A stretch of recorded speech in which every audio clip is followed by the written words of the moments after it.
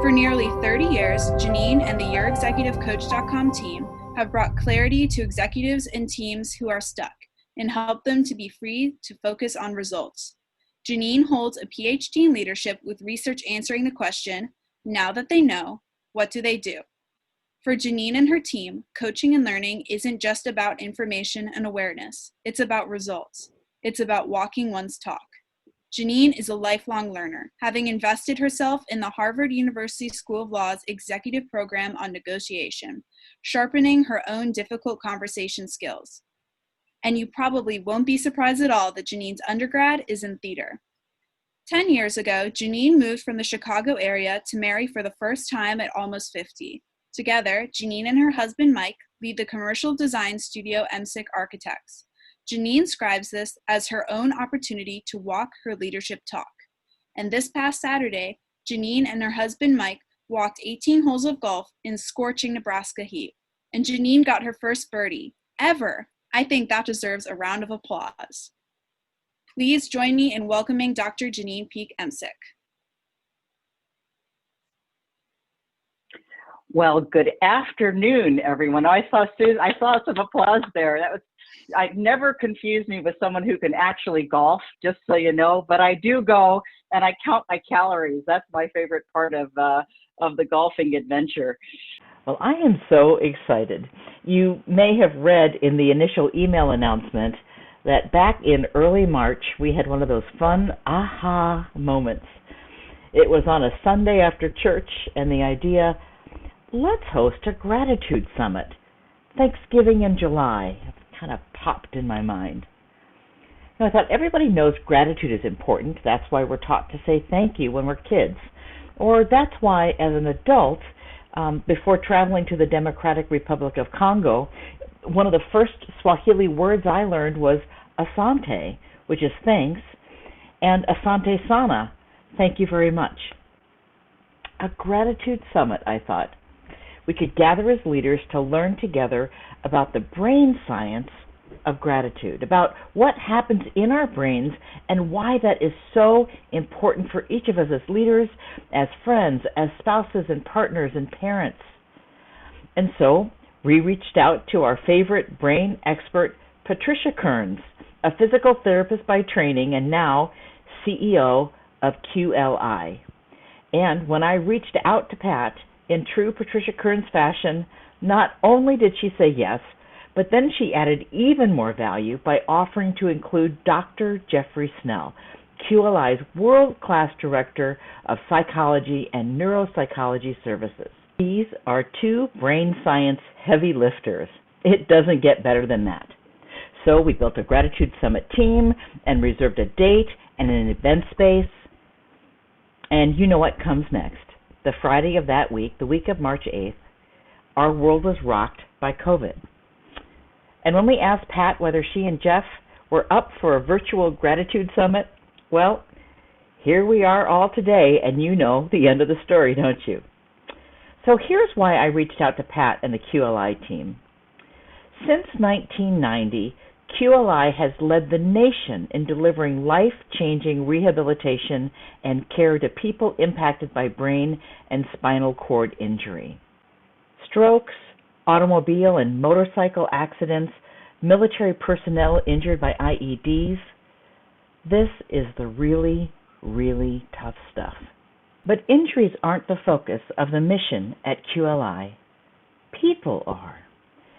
QLI anchors rehabilitation around who a person is and who they can still be, forging innovative new ways to harness that energy not just in recovery, but in a quality of life beyond injury. And that's what QLI stands for, Quality Living Incorporated. But it gets better. QLI isn't just about changing the lives of their clients. QLI has been recognized as a best place to work company here in Omaha an unprecedented 9 times, and the best place to work for the advancement of women. I invite you to engage your reaction tools and welcome Pat and Jeff with an enthusiastic round of applause. For those very kind words. And thank you for inviting Jeff and me to be part of your Gratitude Summit. I should make it clear that Dr. Snell Snell here is our brilliant neuroplastician with us today, and I'm just the grateful neuroplasticity student that had the opportunity to tag along. But let me first say that we are grateful for you and your efforts to connect so many women. Looks like we may have some men on the webinar as well, but thank you for connecting us through really important topics, particularly during this pandemic. Today's topics, gratitude and neuroplasticity, just happen to be, for Jeff and me, two of our very favorite topics.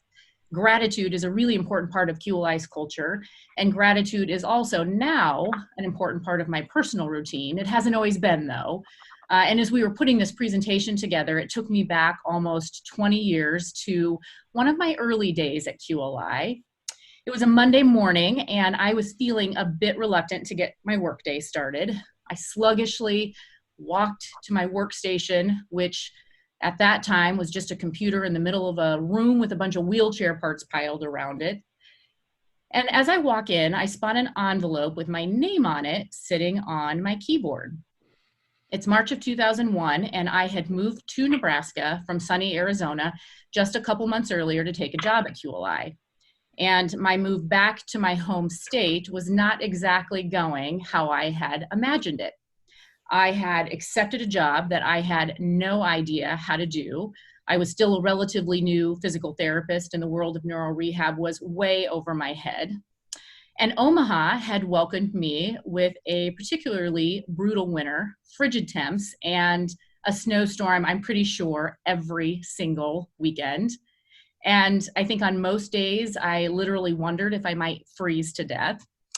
And then to make matters worse, I didn't have a place of my own yet. So I was sleeping on my sister's lumpy couch in her tiny one-bedroom apartment. And as you might have guessed, I was wondering what had possessed me to take this job. I was also sure that my boss and everyone at QLI had by now decided that it was a terrible decision to hire me. So this envelope suddenly appearing on my desk, well, there was no doubt in my mind that it said something to the effect of I needed to pack up my stuff and go. So I pick up the envelope and I reluctantly tear it open, and here's what was inside. Not at all what I was expecting. My team member, Connie, had made time to reach out to QLI's CEO to say something nice about me. After double checking the envelope to be sure there wasn't actually a notice of termination hiding in there somewhere, I finally breathed a sigh of relief. And my doubt about taking the job at QLI even subsided a bit. I started feeling a little bit of pride for how Connie described my work, and even a little spark of motivation to keep going at this point. And more PR notes or personal recognition notes like this showed up from time to time, thanks to some of my terrific team members who were invested in my success and took time to recognize my efforts. And each note that came continued to create pride and connect me more and more to QLI. And eventually, I even caught on to QLI's culture of gratitude. I wasn't the most optimistic person at that time in my life, but I started making time to recognize my team members by sharing about their hard work and good deeds with their supervisors or the CEO or other members of the leadership team at QLI.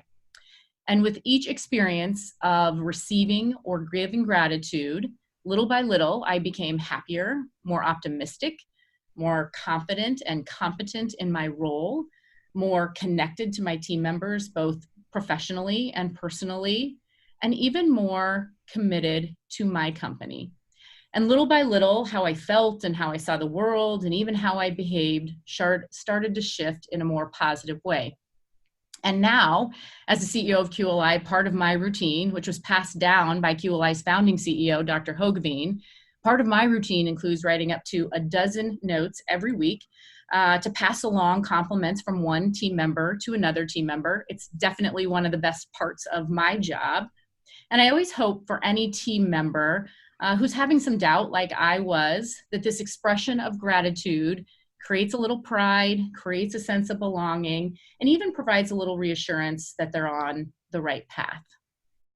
So with that, Jeff, I am excited for you to talk to this group about what's happening inside my brain at the moment as it is filled with gratitude. But before we do that, I'm hoping that everyone will open up your chat box and get your fingers to the keyboard. And if you will, just so we can give everybody a chance to get some neurochemicals flowing and a chance to feel like I'm feeling right now, if you could type in the name of one person that you're grateful for today, and in less than 5 words, why you're grateful for that person.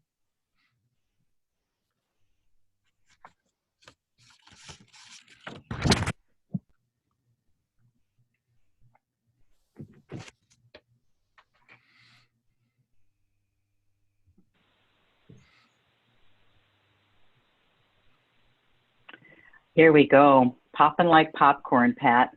My daughter, because she's grown into a terrific young lady. More than 5 words. My husband, always there. They're popping through. Look at this. A friend who listens, Sandy. My husband, who just retired and is working like crazy to get our house ready to sell. My mom loves me unconditionally. Wow, look at these. My son, for challenging me. My wife, Cindy, for all of her support. Oh, this is a good one, Rhonda. Elsa's always honest and willing to hold me accountable. So somebody who helps me be better. Okay, what a great start, Pat. I'm going to hand it back to you. All right, Jeff. Looks like everybody's got some neurochemicals flowing. Do you want to talk to us a little bit about the neuroscience behind gratitude? All right. Thank you, Pat. Now, for each of you who had a name in mind with that exercise, let's talk a little bit about what just happened with some very specific circuitry within your brain. Every thought, every memory, every perception that we experience resides within the complex interaction of neural networks within our brain. These neural networks respond to the demands placed on them by creating stronger connections, by creating more efficient routines, and by creating pathways that are strengthened by the repetition of those demands. Now, this is true for skills that you've learned through practice and repetition to the point that it's an automatic routine. So walking, driving your car, catching an object that's thrown to you. These are things that you learned originally through repetition and practice. Now, these abilities improve over time to the point that you don't really have to pay close attention to them in order to perform them quite well. How often do you truly think about walking when you're going from one place to another? Or even driving, such a complex operation that's so automatic that you're not even aware of the processes that you're performing while you're performing them. So just as the brain is responsible for those automatic movements, the same is true for our emotional functioning. There are parts and pathways within the brain that control and communicate signals by way of chemical transmission, which then manifest as our emotions. Our emotions are a product of our thought, of our mind. Some of this is contained within your conscious awareness and it's under your conscious control, but once you practice and repeat it, that becomes an automatic routine as well, just like the physical actions I mentioned a moment ago. These emotional functions, once practiced to the point of automaticity, effectively run in the background. They're the default unless we take a more conscious approach and control.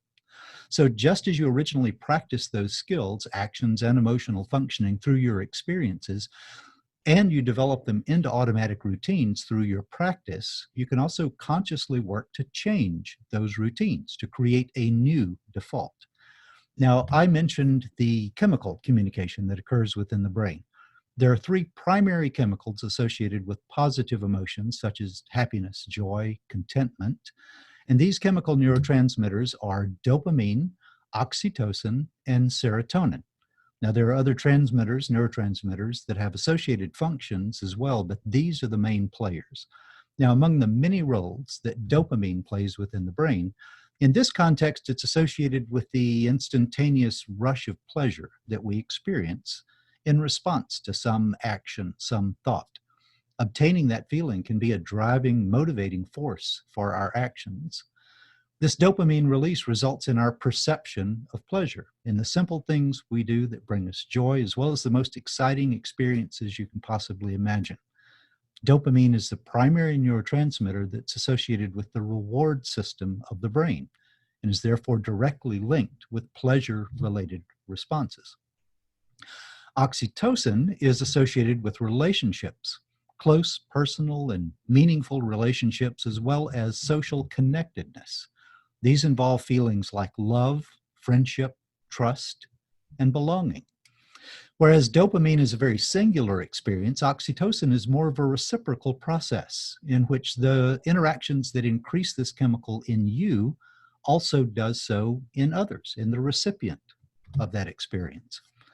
Serotonin is a complicated neurotransmitter that's associated with longer-term emotional processing and is also connected to a sense of pride, a sense of accomplishment, a positive sense of self. And that sense can be of a personal nature or as a member of a group or an organization.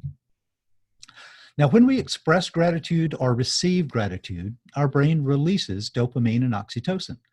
Those immediate neurochemical responses, in turn, affect the expression of serotonin, leading to a broader stability of that positive experience and changes in mood that last beyond just the moment of pleasure. That's a very basic summary of the underlying neurochemical processes, but it's the heart of the positive feelings that are engendered in that exchange. Now, these networks are interconnected areas of the midbrain, the right anterior temporal cortex, the prefrontal cortex, to name but a few. And beyond just the ability to experience pleasure, these neural networks are linked with systems of memory, of decision-making, of planning. These fMRI images that you see here reflect the output of brain activation associated with the experience of gratitude. So when you think about things that bring you pleasure, when you recall past experiences that make you smile, you reactivate that same circuitry within the brain. So we can practice and repeat those experiences and strengthen those pathways.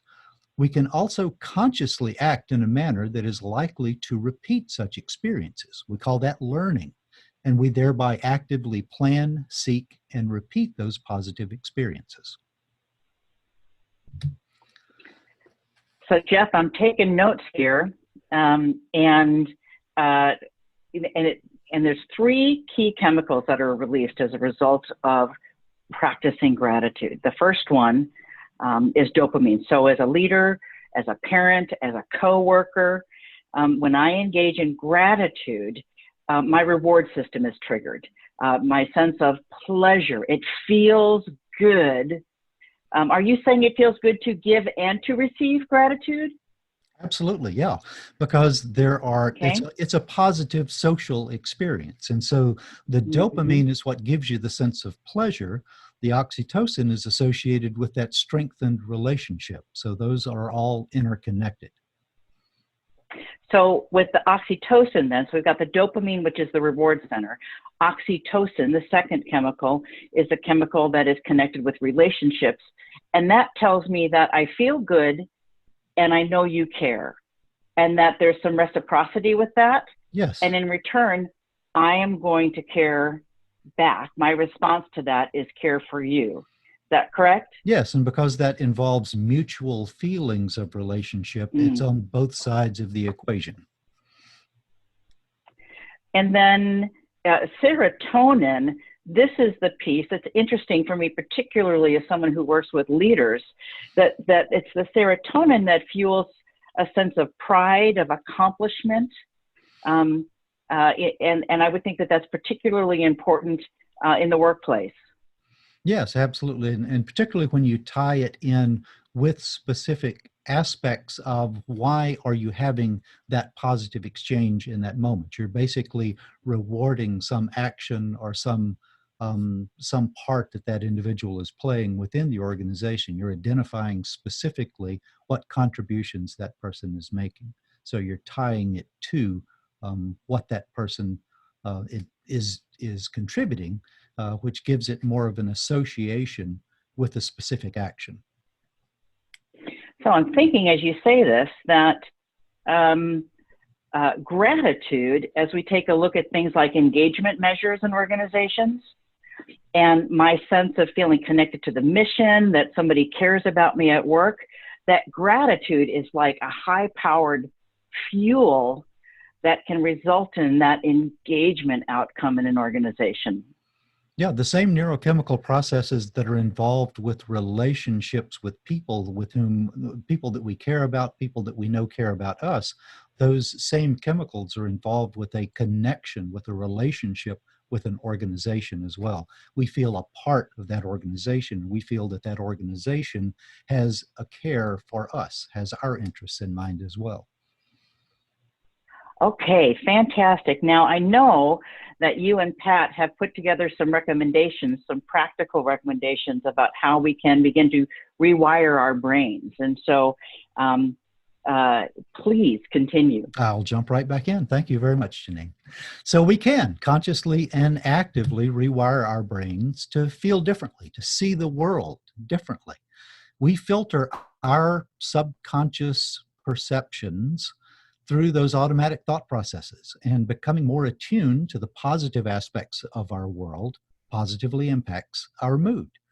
Through this process of exercising the brain regions and interconnections associated with gratitude, we receive a host of benefits.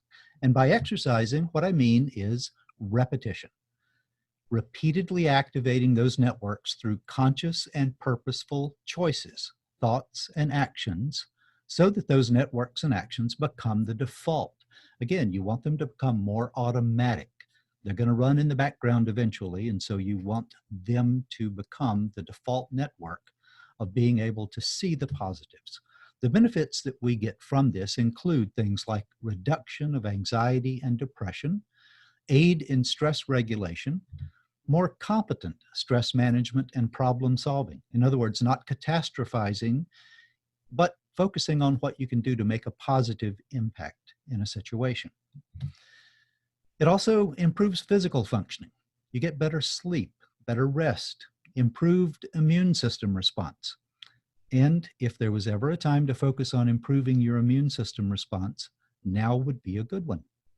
And because this process involves relationships and a sense of belongingness, you are also increasing your resources and others' resources for a greater network of support when difficult situations arise. So by doing something that in and of itself is pleasurable, we do ourselves a favor, we give a gift to the recipient of that gratitude, and we build a stronger network of support around us. Now, just as gratitude is a skill that can be learned and practiced by an individual, it's also a skill that can be fostered in the workplace. If you think of a business organization as a body, there are multiple analogies to the role of gratitude in improving overall mood through positive experiences, building the strength and resilience of an organization through those intentional acts. According to a 2017 journal article on gratitude in organizations, increasing the practice of gratitude has a measurable direct impact on the climate of an organization. Practicing gratitude in the workplace enhances well-being and reduces negative emotions. It's associated with increased employee efficiency, success, productivity, and loyalty. It offers a degree of security that allows individuals to take interpersonal risks. Workers who have a high level of security believe that others won't penalize them if they ask for help. So that network of positive support is necessary to allow a level of risk-taking. Gratitude in an organization positively influences attitudes towards others, which strengthens teamwork. And gratitude in the workplace also ensures that workers will be recognized for their organizational contributions. As a company, this recognition includes participation in the best places to work. We celebrate individual recognition through big events like the O'Donnell Awards, but daily interactions that support our positive culture through PR notes that you mentioned. These all focus on creating and maintaining a culture of gratitude, which is a component of the positive environment we want for ourselves, for our clients, for the families that we serve. This is something that you, Pat, do so well here at QLI yourself, but you also put conscious effort into teaching others and promoting the use of gratitude in support of this positive culture.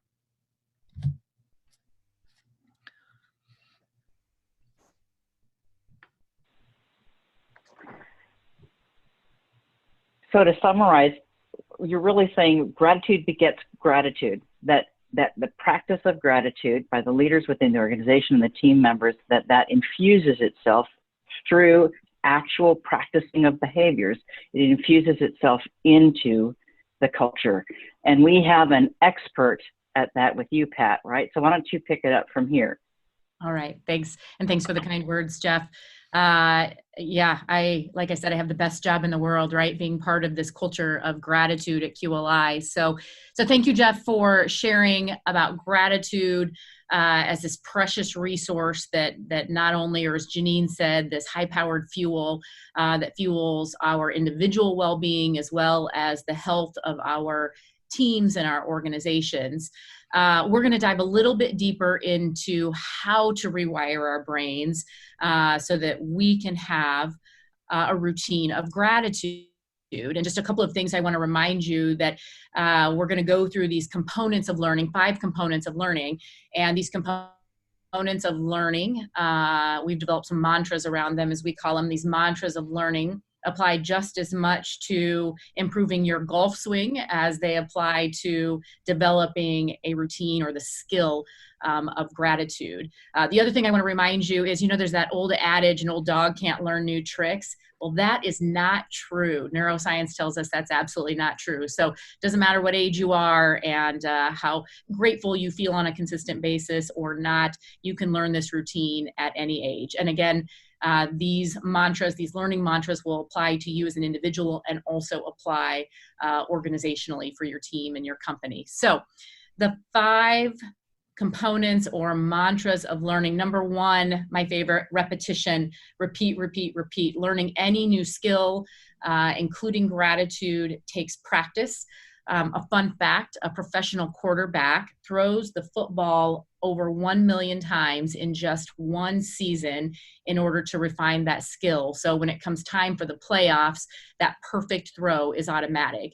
And if you can apply those numbers to feeling gratitude, if you want to wake up feeling grateful every morning without having to think about it, without having to put so much effort into it, so it's automatic, it takes a lot of repetition over a lot of time. So you have to be patient and you have to be persistent.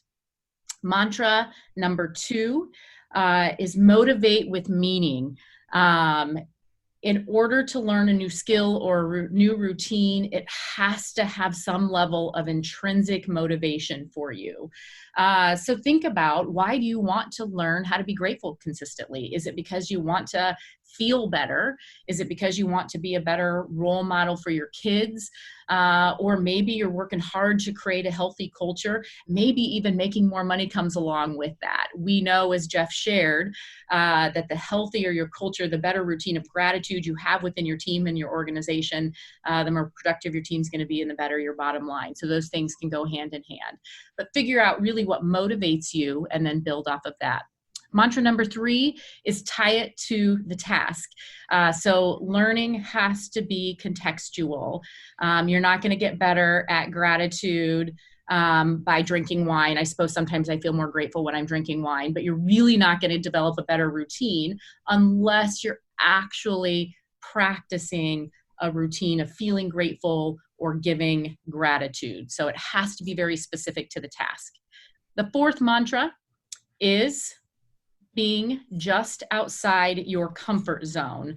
So if you aren't going to push yourself to do any more than you're already doing today, maybe you're only writing thank you notes once a year after all those great birthday presents that you get. If you don't do any more than that, of course, you're not going to learn and develop a routine that's beyond what you're doing now. On the flip side of that, if you push yourself too far outside of your comfort zone, maybe you are writing notes of gratitude once a month, let's say. And if you decide, hey, I'm going to bump that up to 20 notes a day, well, maybe you've pushed yourself a little too far outside your comfort zone. You've set your goal too high, which can lead to failure and, again, not being successful with creating a routine. So do a little bit more than you're doing today, but keep your goals reasonable. If you're doing a month, a note, maybe bump that up to a month, or a note a month, maybe bump that up to a note a week to push yourself just a little bit further. And the last learning mantra is strong support. I'm going to tie removing barriers along with adding in strong support. So we all benefit from coaching or tools or adding in some amount of support for us to be successful. And we'll do another activity here just in just a second, so you can get your chat boxes ready if you want. But as some examples, tools for supporting the development of a routine of gratitude might be a journal. Maybe you get up every morning and you journal 3 things that you're grateful for, or write down 3 names that you're grateful for. Maybe it is a stack of note cards that you have available, whether they're personal note cards or company note cards that you supply to your team members.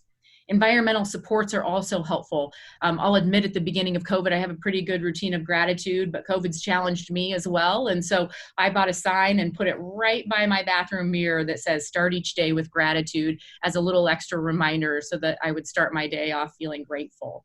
Maybe your note cards, maybe you don't just have those in one spot. Maybe you change your environment so that you have note cards everywhere, in every handbag, by every desk, on every table, so that they're readily available for you. QLI has something that we call pink sheets. Part of our culture of gratitude includes peer note recognitions that we call pink sheets, and we make sure that those are available in every office around the company. So we make it nice and easy for a team member to grab one and write a note and drop it in my mailbox. People surrounding yourself with people who are positive. Good peer pressure is another way to add strong support to developing a routine of gratitude. Whether that's who's on your team, whether that's your friends that you engage with on a regular basis. And I'll jump in and also add the opposite, not only adding a strong group of people around you who consistently feel grateful and support your routine of gratitude, but removing barriers and maybe removing yourself from particular places where you find that people are complaining. That may be a hard decision at times. We talk about happy hour around here, and I love happy hour as much as the next person. I don't get invited to many of them anymore as the boss, I suppose, but happy hour can be a place where you find yourself surrounded with people who are complaining about the boss or complaining. And so maybe you have to rethink that happy hour as well. But surround yourself, remove those barriers and surround yourself with really strong people that can help you be successful with your routine. So on the note of strong support, if you have your chat boxes open, if you guys would share what tools that you are currently using that support your feeling of gratitude or your expression of gratitude, or maybe through this talk today, some ideas popped into your head as far as tools that you could use to help develop your routine of gratitude. If you guys would be willing to share those in the chat box, that'd be great.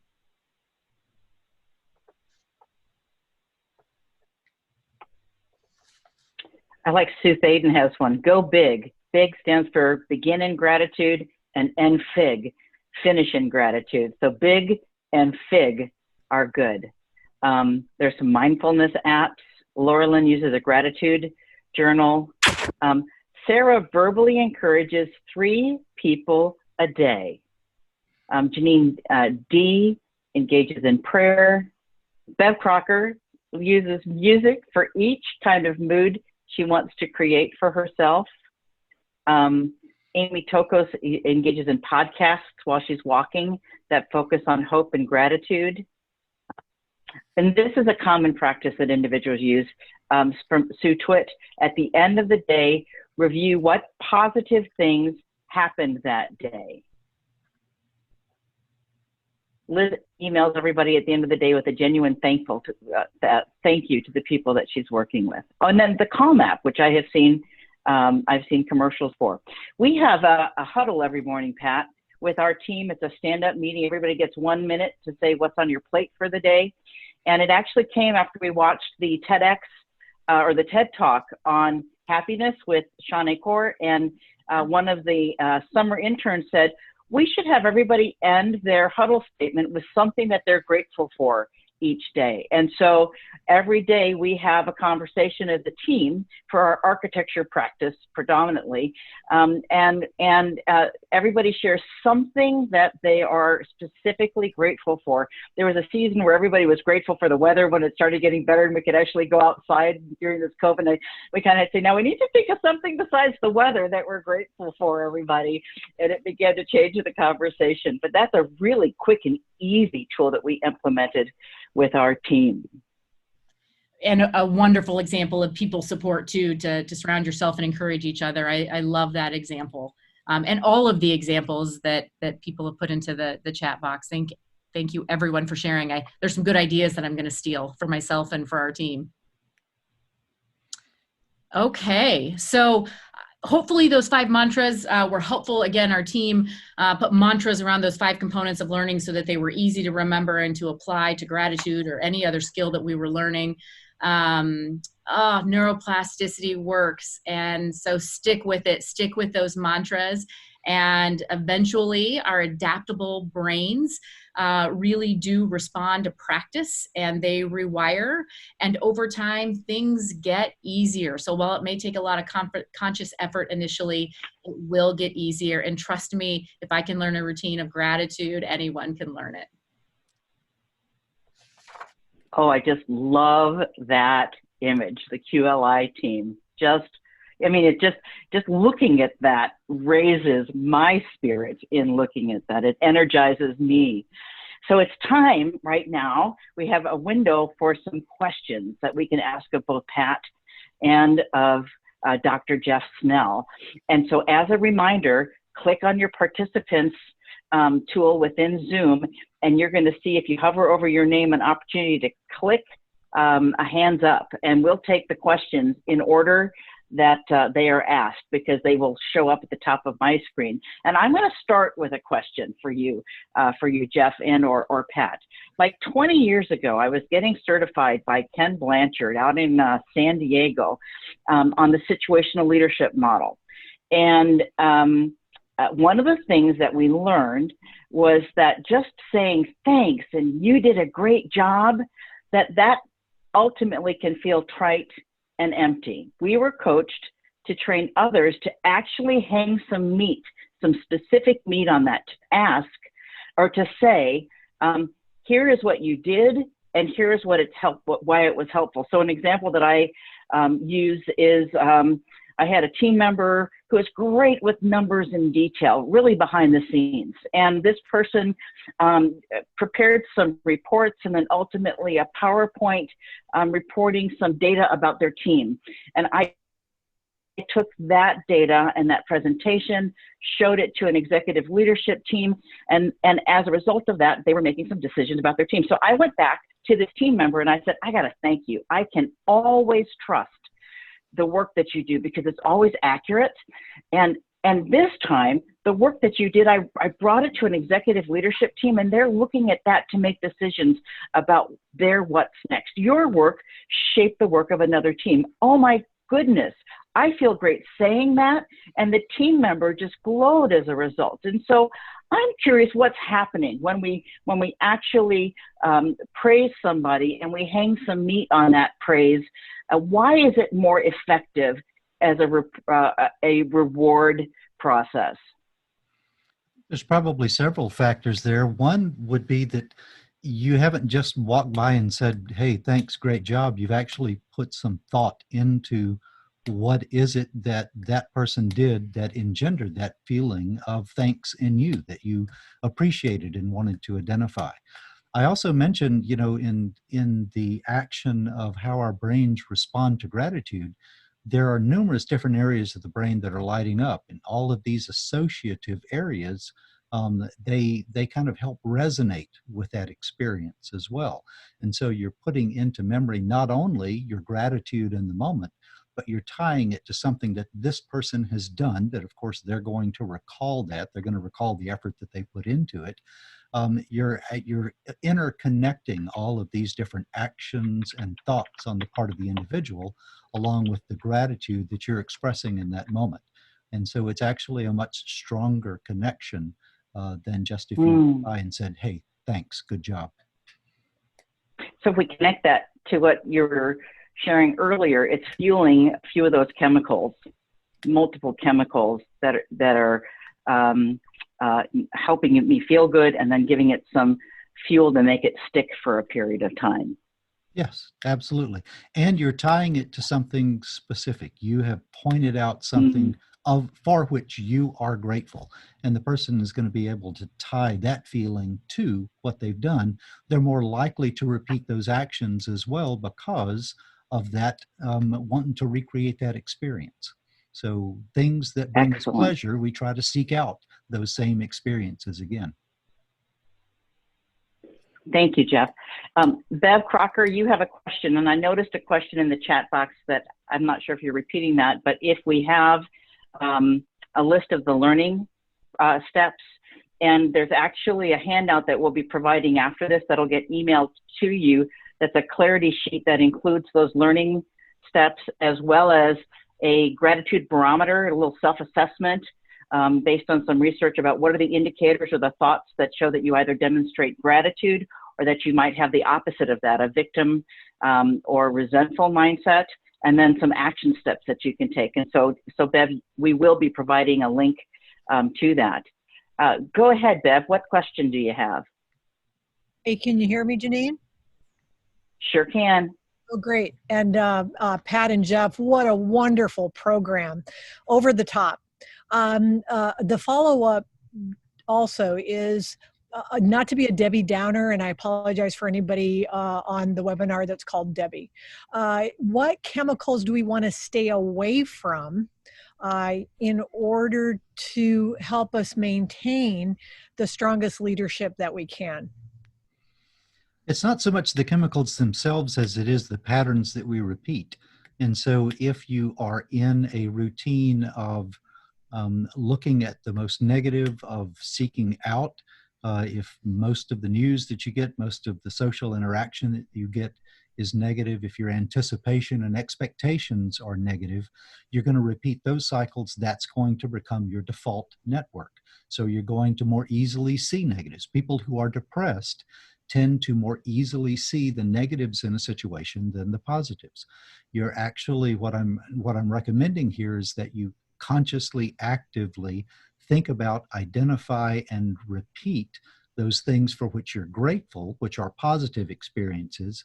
You're strengthening then that positive network, because the brain, when it comes to neuroplasticity, has the ability to adapt in a positive way or a negative way. Whatever you naturally do most often, what you repeat most frequently, becomes the automatic, the automaticity that runs in the background.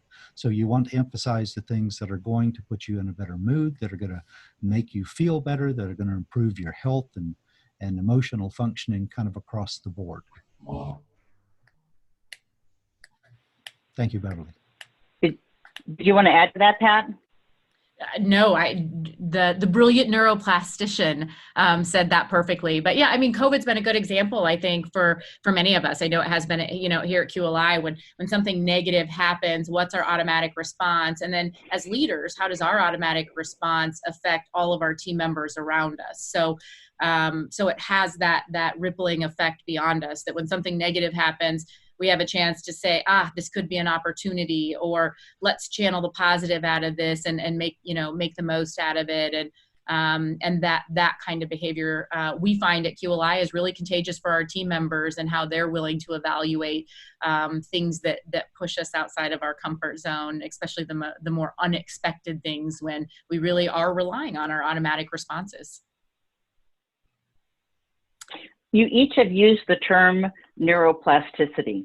And when I was first introduced to that term, I kind of got excited. I come from a world of having been trained on different kinds of personality indexes and understanding if somebody gets hurt and they hurt their brain, that part of their brain will be damaged forever. Or I've been told my whole life, I'm not organized, I'm creative. And so there are things that we have come to learn throughout our lives that tell us that once you're a certain this or a certain that we're defined that way. But neuroplasticity is actually really exciting. Can you tell us a little bit about what that is and why it's so exciting, what we've learned about the brain? Well, I mean, what it really refers to is the fact that when we experience something, we physically change structures and pathways within our brain. And again, the more that you consciously repeat it, the more practice that you put into it, the better you get. So, if you don't know how to do a certain skill and you want to learn, you're going to be probably pretty bad at it to begin with. You usually want to hire a coach to help teach you the right way to do it so you don't learn the wrong way and have to unlearn it. Because again, those repeated pathways will become the automatic routine. But with practice and with effort, you find that you start to get a little bit better, you get a little bit better. That starts to become much easier to do. You're now able to do something relatively complex and not really have to think about it that much because you've trained your brain to do that. Our brain does this with physical actions, it does it with emotional actions, it does it with thought processes, and it does that throughout our life. The classic thought that the brain is fixed in early adulthood and doesn't change throughout our entire life doesn't account for the ability to learn new things at any age. It also doesn't account for the brain's ability after a severe injury to heal, to recover, for an individual to get better at things that after their injury they have lost the function of. So our brain has an amazing ability to form new pathways when pathways are damaged, or to strengthen pathways for a given skill or thought or emotion or ability if that hasn't been a strong pathway previously. Whatever we do a lot of, we practice and we get better at. And the old saying of cells that fire together, wire together, is neuroplasticity in a nutshell. So you repeat that network becomes stronger. I'm writing that down. Cells that fire together, wire together. I got a few here. I got FIG and BIG. And so we have time for another question. I don't see any hands raised. If somebody wants to unmute themselves and ask a question, get yourself teed up while I'm asking one more question. So if you've been on any of these monthly webinars that we host, you've heard me talk about how I'm working to get a habit in place, again, that I lost, of getting up in time to exercise by 4:45, because that tees off my whole day. And it is hard because I've been a sleeper-inner my entire life. In fact, I joke that I wrote my dissertation for my PhD between 10 at night and 3 in the morning. I don't remember a whole lot of it, but I finished it.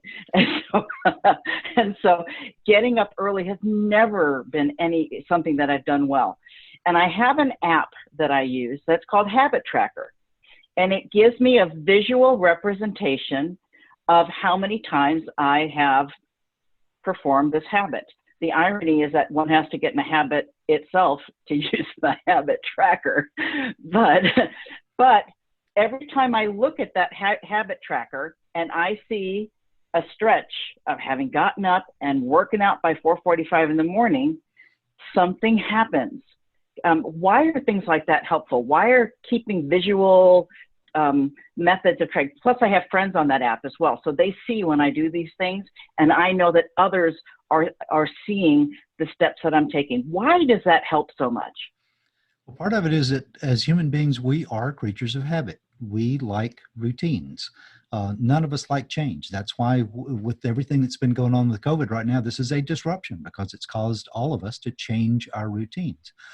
The more that you do something and the more frequently, the more routinely you do it, the more automatic it becomes, the more your brain and body get used to doing it that way. Now, you also mentioned having your friends commenting on it. You're getting some degree of reinforcement from that as well. So that reinforcement, that dopamine that you get when somebody says, "Hey, good job, good long stretch on keeping this up for a number of days," that's reinforcing in and of itself, and it kind of contributes to that accountability. I'm doing this because I feel the benefit from it, even though it's difficult to do. And when you have the added benefit that now you're getting reinforcement for doing this from others, that helps it as well. It's easier to do something when you are actually seeing the benefit of doing it. And it becomes easier the more that you do it. So the changing that routine the first thing that you really have to do is what Pat talked about in the first of the mantras, which is repeat, repeat, repeat. You have to keep doing it until it becomes automatic, until it becomes default. And then at some point, again, if you get up at the same time every day, at some point you start waking up about a minute before your alarm goes off, because again, your body and brain are now used to that routine. So that just is a reflection of the neuroplasticity of doing something over and over to put in place a routine that didn't exist previously. Yeah, I'll add. And go ahead, Pat. I was just going to say, I'll add, you know, those 5 mantras or those 5 components of learning are tools that you can go back to. So as Jeff said, the new routine is dependent upon consistent repetition of doing things the right way. And in order to make that happen, you really have to tap into motivation, motivate with meaning, and into those supports. You described a lot of supports as well. And learning is not a linear process. We're all going to hit points that we plateau. And when something we've been told over and over again, like we weren't just born that way, or we're filled with those self-limiting beliefs, we think that plateau means we can't go anywhere. In fact, you are just at a plateau, and you need to dig into those 5 components and see what you need to do. Do you need to challenge yourself more? Do you need a different coach, a different mentor, a different support system? But how do you keep moving forward to get that repetition in to keep in a direction? Good. Miranda has asked a great question because there are a lot of, there's medicine that can address some of these chemicals. She's asking, she's not asking about the medicine, but is it possible to not produce enough dopamine, serotonin, or oxytocin? Or is it possible to train your brain to release more through repeating gratitude practices? What a great question. Oh, that is a great one. There are certainly conditions under which neurotransmitters are in less supply than are needed, various medical conditions, some that result in emotional symptoms, some that result in movement disorders. As we talked about dopamine associated with mood and emotion, it's also associated with our ability to move in a smooth fashion. Parkinson's is a decrease of availability of dopamine in a very specific region of the brain.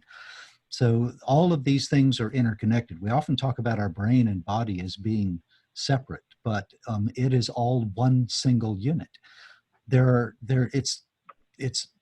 We could spend hours talking about this because of the level of complication, but 90% of the serotonin in your body, for example, is in your gut cavity. It's not in your brain. Dopamine, oxytocin, almost exclusively within the brain, but serotonin more resides within the gut cavity than anything else. If you want to change things associated with anxiety or risk-taking, you make diet changes and actually change the way in which your brain operates because you're affecting those levels. So there are ways in which you can alter those levels through your experiences. There are ways in which you can alter those through medications and dietary change that can affect some of those chemicals as well. So it's complicated. It's all interconnected. Wow. Oh, that's a great question, Miranda. One of the things that I think is fascinating is how these things we think are just physical, it's all connected to the brain. It's all connected to the brain. And I need a Brain for Dummies book so I can understand it better because I'm really fascinated by it. And the things that we consider to be all just, and the things that we consider to be all just the brain, they're also connected to the body. It goes both directions. So it's intersections of all of it. Absolutely. Wonderful. Well, ladies and gentlemen, thank you for joining us today. It's a treat for me because this is a class for me to learn as well. And so I'm going to ask you in a moment to thank Pat and Jeff Snell with some chats. How was this helpful for you? What did you find most helpful? And go ahead and add those in. I want to